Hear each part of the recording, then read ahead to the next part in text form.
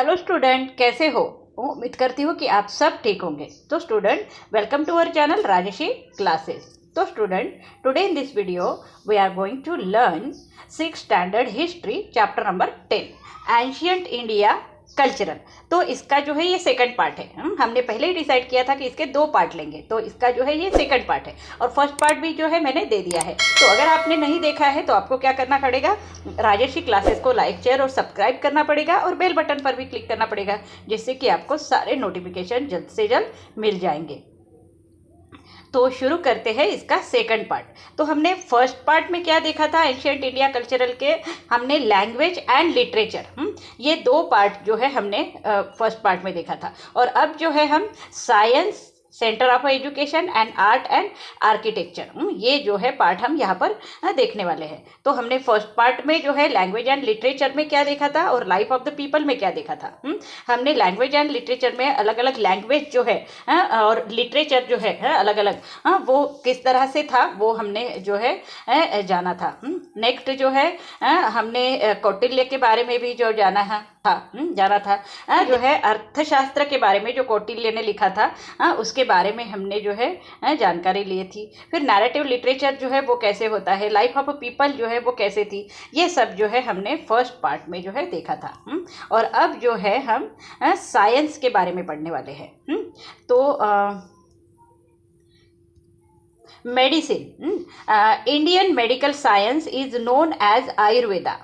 मतलब Indian medical science जो है जिसे कि आयुर्वेदा कहा जाता है। So it has a very old tradition, और आयुर्वेदा जो है ये बहुत ओल्ड ट्रेडिशन है। It seeks to understand the symptoms of all illness, its diagnosis and treatment. और इसमें जो है मतलब ये जो आयुर्वेदा है जिसमें कि मतलब बीमारी के जो सिम्टम्स होते हैं उसके बारे में लिखा है। देन डायग्नोसिस, उसका डायग्नोसिस क्या है, उसका ट्रीटमेंट क्या है, उसको डायग्नोसिस कैसे करना है और उसका ट्रीटमेंट कैसा है, इसके बारे में जो है वो आयुर्वेदा में जो है बताया गया है। Also much thought has been given to prevention of illness. और इसमें जो है मतलब प्रिवेंशन, मतलब बीमारी से जो है का प्रिवेंशन कैसे करना है उसके बारे में भी जो है बताया गया है। जीवका was a well known Vaidya at the court of king Bimbisara. ये जो किंग बिम्बिसारा जो है जो मौर्य के पीरियड में था, तो उनका जो एक राजवैद्य रहा करता था, मतलब ये राजघराने के सभी जो लोग है उनकी ट्रीटमेंट करता था। उनको कुछ भी होता था तो वो जो है ट्रीटमेंट करता था। तो ये जो जीवका नाम का जो वेल नोन वैद्य है वो किंग बिम्बिसारा के राज्य में था। So the Charka Samhita contents detail information about clinical diagnosis and pharmacy. ये जो चरका संहिता नाम का जो बुक है जिसमें कि डिटेल इंफॉर्मेशन जो है वो क्लिनिकल डायग्नोसिस और फार्मेसी के बारे में, मतलब कोई भी बीमार व्यक्ति है उसका जो है डायग्नोसिस कैसे करना है, उसको कैसे ट्रीट करना है और उसको क्या देना है, क्या कौन सी दवाई जो है उसको देनी है, उसके बारे में जो है क्लिनिकल डायग्नोसिस और फार्मेसी के बारे में उसमें लिखा हुआ है। इट वॉज रिटन बाय अ चरक, और इसको जो है किसने लिखा था, चरक ने लिखा था। The famous surgeon Sushruta has discuss the diagnosis of a different element and their remedies in the treasure treatise the Sushruta Samhita. ये सुश्रुत संहिता नाम का जो एक बुक है जो फेमस सर्जन था, सर्जन यानी जो ऑपरेट करता है, मतलब कुछ भी इंजरी होती है, हड्डी वगैरह टूट जाती है तो उसको ऑपरेट करने का जो काम रहता है वो करता था ये सुश्रुता नाम का जो सर्जन है, जो वो बहुत ही फेमस था।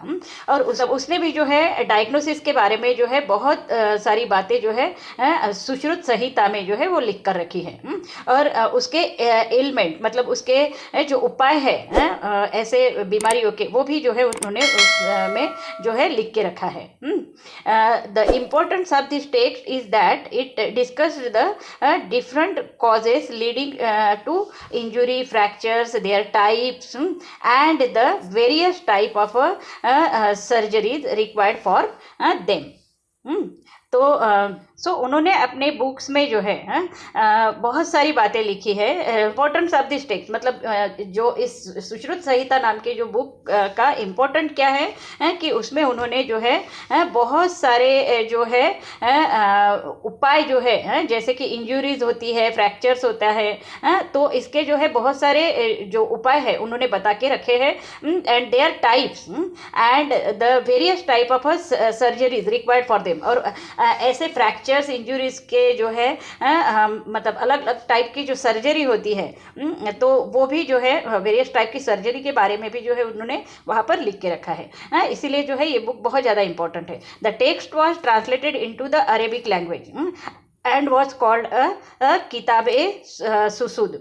और ये जो सुश्रुत संहिता जो है वो अरेबिक लैंग्वेज में भी जो है ट्रांसलेट किया है, जिसका नाम है Kitab e Susud. Vagbhata also wrote many books on a medical science. और मेडिकल साइंस पे जो है वाघभट्टा नाम का जो एक व्यक्ति है उन्होंने भी बहुत सारी बुक्स लिखी है।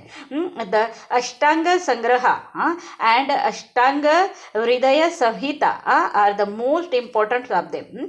और इनमें जो है अष्टांग संग्रह एंड अष्टांग हृदय संहिता, ये दो बुक जो है बहुत ज़्यादा इंपॉर्टेंट है।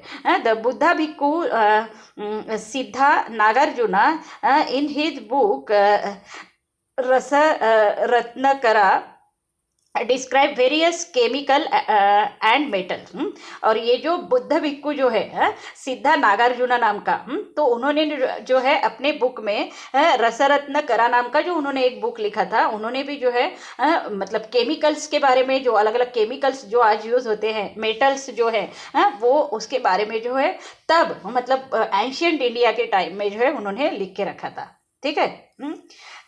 नेक्स्ट जो है मैथमेटिक्स एंड एस्ट्रोनॉमी के बारे में हम पढ़ेंगे। The ancient Indians had studied mathematics and astronomy at great depth। हमारे जो इंडियन मतलब एंशियंट इंडियंस है उन्होंने जो है मैथमेटिक्स के बारे में और एस्ट्रोनॉमी के बारे में जो है बहुत ग्रेट डेप्थ में जो है स्टडी की है। So Indians were the first to use the numerals 1 to 9 and 0। सबसे पहले जो है न्यूमरल्स जो 1 to 9 तक के नंबर्स जो है वो और 0 इसका यूज जो है हमारे इंडियंस पीपल ने ही किया था। They invented the concept of a decimal system in which the value of a digit changes according to its place, एकम, दहम एटसेट्रा। जैसे कि यूनिट टेंस बोलते हैं हम इंग्लिश में। तो हमारे एंशियंट इंडियंस ने ही जो है डेसिमल सिस्टम को भी जो है इन्वेंट किया था, जिसमें कि value of a digit change according to the its place, मतलब according to the place value जो है उसका जो है वैल्यू चेंज होता है, वो उन्होंने बताया। जैसे कि 29 लिखा हमने यहाँ पे, तो 9 को जो है हम क्या बोलेंगे, यूनिट प्लेस बोलेंगे। और यूनिट प्लेस की वजह से उसका जो वैल्यू है वो अलग हो जाता है। देन सेकंड वैल्यू को हम क्या बोलेंगे, टेंस। तो टेंस मतलब इसका भी जो है वैल्यू चेंज हो जाता है। तो ये जो इन्वेंशन है डेसिमल सिस्टम का और जो डिजिट्स का, जो अलग अलग डिजिट्स होते हैं यूनिट टेंस, जिससे कि उसका वैल्यू चेंज हो जाता है, इसके बारे में भी जो है हमारे इंडियंस ने ही जो है इन्वेंशन किया था। The scientist Aryabhatta wrote the book Aryabhatiya which includes many formulas for mathematical operation. जो आर्यभट्टिया नाम का एक बुक जो है आर्यभट्ट ने लिखा था, जो इंडियन साइंटिस्ट है, उसमें जो है उन्होंने बहुत सारे फार्मूलाज का जो है निर्माण किया था, जो अलग अलग मैथमेटिकल ऑपरेशन सॉल्व करने के लिए यूज किया जाता है। So Aryabhatta was also an astronomer. Aryabhatta भी जो है एक एस्ट्रोनॉमर था। He stated that the earth revolve around the sun. और आर्यभट्ट ने ही पहली बार बताया था कि ये जो अर्थ जो है वो हमारा सन के गोल गोल जो है वो घूमता है। ठीक है। Varaha Mihira wrote the famous text Pancha Siddhantika in the 6th century AD. और ये जो वराहमिहिर जो है इन्होंने जो है एक बहुत ही फेमस टेक्स्ट लिखा था जिसका नाम है पंच सिद्धांतिका। ये जो है 6th सेंचुरी एडी में जो है उन्होंने लिखा था। This text discuss principle of Indian astronomy along with the principle of astronomy from the Greek Roman and Egyptian civilization. और ये जो टेक्स्ट है इसमें जो है जो इंडियन एस्ट्रोनॉमी का प्रिंसिपल ऑफ इंडियन एस्ट्रोनॉमी को जो है डिस्कस किया गया है किसके साथ में, principal of astronomy of Greek Roman और इजिप्ट सिविलाइजेशन। ये जो सब अलग अलग सिविलाइजेशन जो है जिन्होंने भी जो है एस्ट्रोनॉमी के बारे में जो है कुछ जो लिखा था कहा था तो उनके साथ में जो है हमारा भी जो इंडियन एस्ट्रोनॉमी का भी जो प्रिंसिपल है उसके साथ में जो है वो डिस्कस किया गया। So the text of a mathematician Brahmagupta who lived in the 7th century CE were translated into the Arabic language। और टेक्स्ट है जो कि जो एक मैथमेटिशियन है ब्रह्मगुप्ता जो कि 7th सेंचुरी CE में जो है जो था तो were translated into the Arabic language. उन्होंने जो है उस बुक को जो है ट्रांसलेट किया था अरेबियन लैंग्वेज में। सो डू यू नो, यहाँ पे जो है कुछ दिया हुआ है वो हम पढ़ेंगे। So Kanada, Kanada is the language. Kanada wrote the book called Kanada, तो Kanada wrote the book called Vaisheshika Darshan. ये कन्नड़ नाम का जो है एक व्यक्ति है उन्होंने जो है वैशेषिक दर्शन नाम का जो एक बुक लिखा था। इट मेनली डिस्कस अणु एंड परमाणु। मतलब उसमें जो है उसने क्या डिस्कस किया था, अणु एंड परमाणु। मतलब अणु यानी एटम, एटम और एटम्स के बारे में जो है उन्होंने और एटम्स के बारे में जो है उन्होंने जो है बात की थी। According to the Kanada the universe is full of innumerable object. उनके कहने के हिसाब से जो है कन्नड़ के कहने के हिसाब से जो यूनिवर्स जो है वो एक बहुत ही मतलब पूरा जो यूनिवर्स है हमारा फुल्ली जो है एक इनन्यूमरेबल ऑब्जेक्ट, वो बहुत ही सूक्ष्म ऐसे ऑब्जेक्ट से जो है भरा हुआ है। So these objects are nothing but the different form of अनुज। और ये जो ऑब्जेक्ट है वो और कुछ नहीं, वो जो है अनुज है, अनुज यानी एटम्स है। So this forms might change but the anu remains unchange. तो इसके फॉर्म्स जो है वो चेंज होते हैं लेकिन जो एटम है वो अनचेंज होता है। इसके बारे में उन्होंने जो है कन्नड़ ने बताया था। ठीक है, नेक्स्ट जो है सेंटर ऑफ एजुकेशन। एजुकेशन के सेंटर्स कौन से थे वो उसके बारे में जो है यहाँ पर बताया गया है। मतलब एंशियंट इंडिया में एजुकेशन के कौन से सेंटर्स थे। There were many famous centres of education in ancient India. बहुत सारे फेमस एंशियंट मतलब एजुकेशन सेंटर थे एंशियंट इंडिया में। Students from other countries also come there for their studies. और अलग अलग कंट्रीज से जो है लोग जो है वहाँ पर पढ़ने के लिए आते थे। जैसे कि तक्षशिला यूनिवर्सिटी है। Takshashila was an important city on the ancient Indian trade route। और ये जो तक्षशिला जो है ये बहुत ही इम्पोर्टेंट सिटी थी। मतलब ये जो है एंशियंट इंडियंस का एक ट्रेड रूट भी था। तो today's it is in Pakistan. लेकिन अब जो है ये तक्षशिला कहाँ पे है, ये पाकिस्तान में है। Archaeological evidences found there suggest that the city was establish in the 6th century BCE। Jivaka contemporary of Gautam Buddha and a famous Vaidya had studied at Takshashila University। तो आर्कियोलॉजिकल एविडेंसेस से जो पता चलता है कि सिटी जो है ये तक्षशिला सिटी जो है 6th सेंचुरी BCE में जो है वो मतलब 6th सेंचुरी BCE में जो है इस्टेब्लिश हुई थी। जीवका जो एक मतलब वैद्य था, फेमस वैद्य था। तो वो जो है कॉन्टेम्प्ररी ऑफ गौतम बुद्धा, मतलब वो गौतम बुद्धा को मानता था एंड फेमस वैद्य था। Had studied at Takshashila university. वो जो है तक्षशिला यूनिवर्सिटी में जो है वो पढ़ा था। So by the 4th century BCE the fame of the university had spread far and wide. और 4th सेंचुरी BCE में जो है ये जो यूनिवर्सिटी है तक्षशिला यूनिवर्सिटी जो है इसका फेम जो है जहाँ वहाँ जो है स्प्रेड हो चुका था। मतलब चारों तरफ इसका नाम होने लगा था। Chandragupta Maurya the founder of the Maurya empire was educated at this university. ऐसा कहा जाता है कि चंद्रगुप्त मौर्य भी जो है जो मौर्य एम्पायर का फाउंडर है वो भी जो है वहाँ वही यूनिवर्सिटी से जो है पढ़ा था। The grammarian Panini and the vaidya Charaka were also student of the Takshashila. और ये जो ग्रामेरियन पाणिनि है और वैद्य चरका जो है ये भी जो है तक्षशिला यूनिवर्सिटी के ही स्टूडेंट रहे हैं। The Greek historian who accompanied Alexander have also given a description of the university। और ये जो ग्रीक हिस्टोरियन है अलेक्जेंडर उसने भी जो है इस यूनिवर्सिटी का जो है डिस्क्रिप्शन जो है किया हुआ है।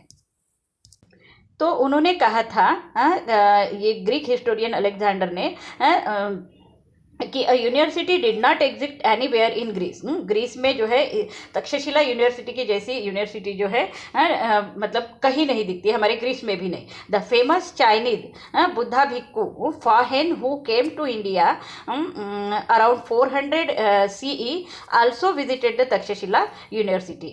और ये जो फेमस चाइनीज भिक्खु है बुद्धा भिक्खु फाहेन जिसका नाम है फाहेन, वो भी जब इंडिया में आया था 400 CE में तो वो भी जो है तक्षशिला यूनिवर्सिटी को जो है उन्होंने विजिट किया था। The university provides education in various subject.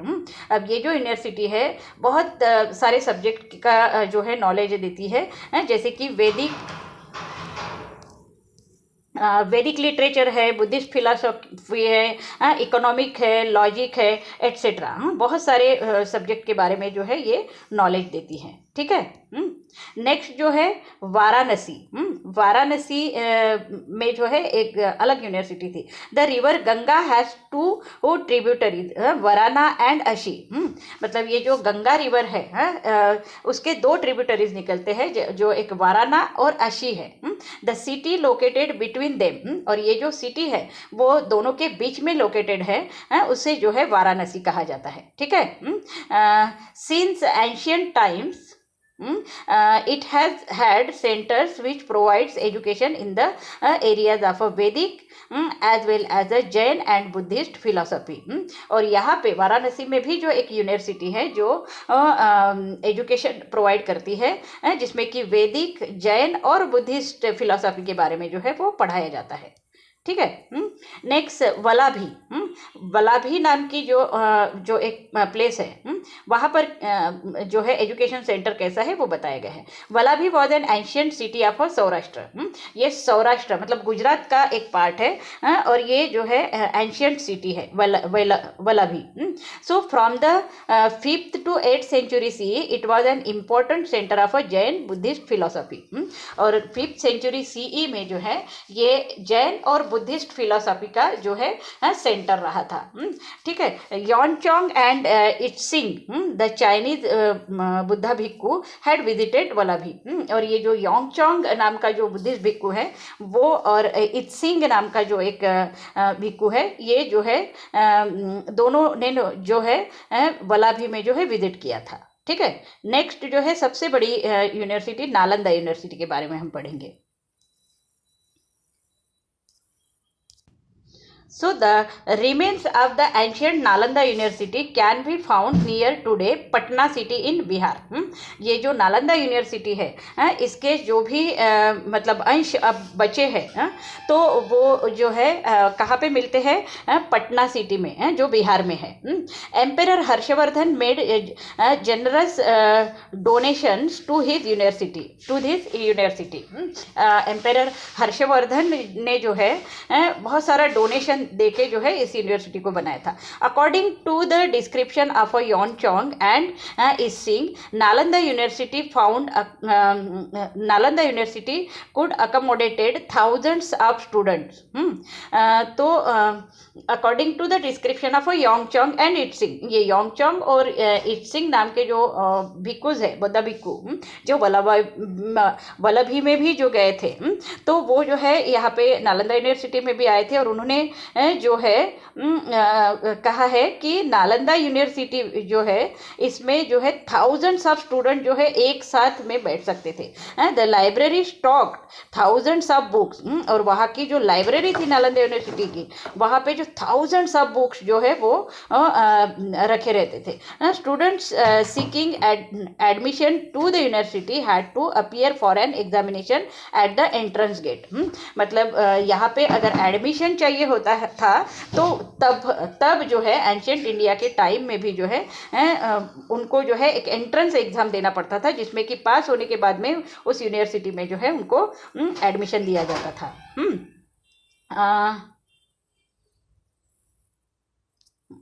The seal of the Nalanda university, Nalanda university का सील जो है वो कैसा था, ये यहाँ पर जो है वो बताया गया है। इस टाइप का सील जो है वो यूज होता था। Then Vikramshila university, Vikramshila university के बारे में जो है हम देखेंगे। So this university was located near today Bhagalpur in Bihar. ये जो यूनिवर्सिटी है बिहार का भागलपुर नाम का जो प्लेस है वहाँ पे जो है ये थी। So it was established by a king named Dharmapala in the 8th century CE।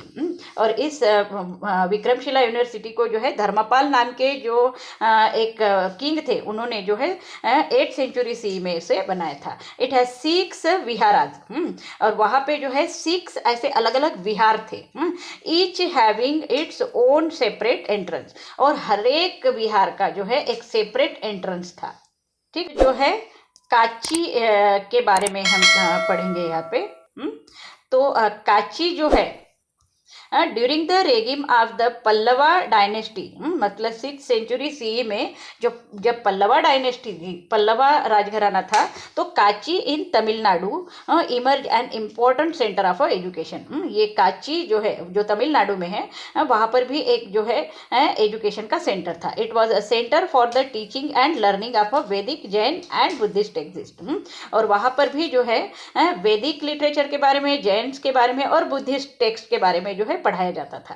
ठीक है। देन आर्ट एंड आर्किटेक्चर्स जो है वो कैसा था। Indian architecture reached its peak during the Maurya and a Gupta period. और मौर्य का जब पीरियड था और गुप्ता डायनेस्टी का जब पीरियड था तब जो है इंडियन आर्किटेक्चर जो है बहुत ही ज़्यादा मतलब हाई लेवल पे था। The stone pillars erected by emperor Ashoka at various places are excellent example of a Indian sculpture. और इंडियन स्कल्पचर का जो है बहुत मतलब एक्सेलेंट एग्जाम्पल जो है वो जो है अशोका के पीरियड में जो है देखा गया है। जब जो है उन्होंने स्टोन्स के पिलर जो है बनाए थे, बहुत बड़े बड़े जो है स्टोन के पिलर्स उन्होंने बनाए थे, और उस पर जो है बहुत सारा कुछ इंस्क्रिप्शन जो है उन्होंने किया था, बहुत सारी डिज़ाइंस जो है उन्होंने जो है वो मतलब कि पिलरों पे की थी। और ये जो पिलर्स है आज भी हम जो है इंडिया के किसी भी पार्ट में किसी भी मंदिर में जाएंगे तो हमको जो है वो दिखते हैं। द स्तूपा एट साची and cave sculpture at Udayagiri, Khandagiri, Karla, Nashik, Ajanta, Ellora etcetera shows that the same tradition advance even further। और ये जो स्तूपाज है जो साची का है, केव स्कल्पचर है जो उदयगिरी में है, कंदगिरी में है, कार्ला में है, नासिक में है, अजंता, एलोरा, यहाँ सभी तरफ जो है सेम ट्रेडिशन जो है हमको जो है दिखता है, और उसको जो है और भी मतलब आगे जो है उसको बढ़ाया भी जा रहा है। So the art of making images was develop during the Gupta period. जो इमेजेस डेवलप करने का जो आर्ट है वो जो है गुप्ता पीरियड से जो है वो शुरुआत हुआ था। Temple architecture developed during the regime of the Chalukya and Pallava dynasty in south India. Temple बनाने का जो मतलब टेम्पल बनाने का जो भी आर्किटेक्चर था, वो जो है पल्लवा और चालुक्य के राजघराने से जो साउथ इंडिया में थे तब से जो है उन्होंने शुरू किया था। The temples of Mahabalipuram are the testimony to this architecture. और ये जो महाबलीपुरम का जो टेम्पल है, जो एक ही रॉक पे जो है वो पूरा मंदिर जो है बनाया गया है, वो भी जो है एक एक्सलेंट एग्जाम्पल है आर्किटेक्चर का। The art of making bronze, branch का जो भी आर्ट जो है, जैसे कि यहाँ पर दिख रहा है आपको bronze statue of Nataraja, Nataraja की ब्रांच की जो ये मूर्ति जो है वो हमको यहाँ पर दिख रही है। तो ये भी जो आर्ट है, ब्रांच का जो आर्ट है, images of deities. So, art of making branch images of deities emerged during the period of Pallavas. और पल्लवा के ही रेगिम में, पल्लवा के ही राज्य में जो है ये ब्रांच की जो इमेजेस बनाई जाती थी, या फिर डेटीज मतलब भगवान जिसको भी जो वो मानते थे उसकी इमेजेस जो बनाई जाती थी, वो भी जो है पल्लवा डायनेस्टी से शुरुआत हुई थी। The iron pillar at Mehrauli near Delhi is evidence of the advance knowledge of metallurgy of the ancient Indian. और ये जो आयरन पिलर जो मेहरौली में बनाया गया है, ये जो है दिल्ली के पास में है। और वो जो है आयरन का जो पिलर है वो एक बहुत ही मतलब एक्सेलेंट एग्जाम्पल है मेटलर्जी का, एंशियंट इंडिया का। मतलब एंशियंट इंडिया के टाइम में भी जो है बहुत सारे मेटल्स को मिक्स करके एक जो नया जो मेटल्स जो बनता है, एक नया जो मेटल बनता है, और जिससे जो है वो आयरन पिलर जो है बनाया गया है, वो अभी तक जो है वैसा का वैसा है, उसमें अभी तक रस्ट नहीं लगा है, कुछ नहीं।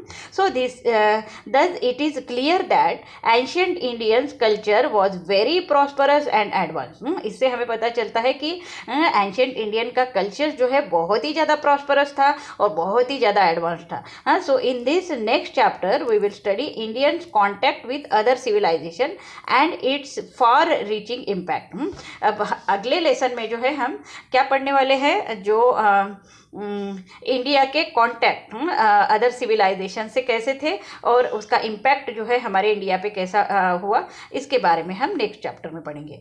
तो उम्मीद करती हूँ कि आपको यहाँ तक का पार्ट जो है वो समझ में आ चुका होगा। तो ये जो दिख रहा है आपको, ये मेहरौली का जो हमने अभी जो पढ़ा है, मेहरौली का जो आयरन पिलर, ये है वो। और ये जो है एक्सेलेंट एग्जाम्पल है मेटलर्जी का।